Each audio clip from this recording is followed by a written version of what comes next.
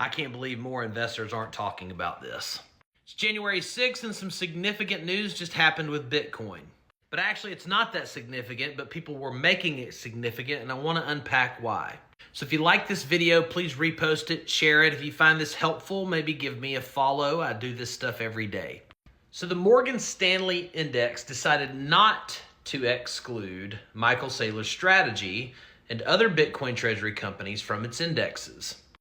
This was fear fuel back in December for all the bears and for all the top collars and for all of the 4-year Bitcoin halving cycle bros. And this morning, Morgan Stanley even filed for their own Bitcoin and Solana ETFs. I mean, just go around TikTok and identify your favorite creator that said Morgan Stanley is going to delist strategy and is going to create lower lows, 74K for Bitcoin.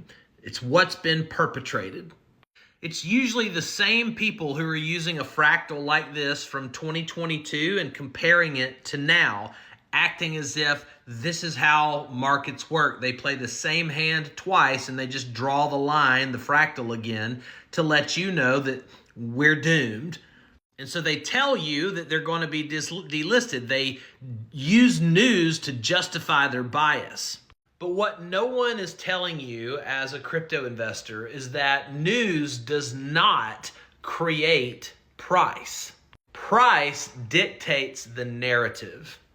Above all, Morgan Stanley is simply reading the writing on the wall and understanding that Bitcoin ETFs are the largest revenue generators for hedge funds like BlackRock than anything else in their entire portfolios. And for them to delist a digital asset treasury company from their index would simply be counterproductive for them selling their ETF services that they just filed for.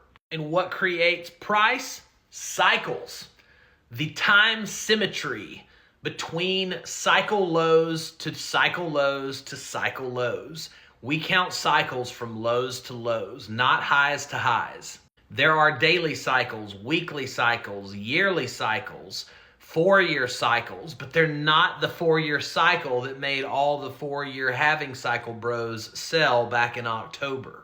It's a totally different theater and school of thought.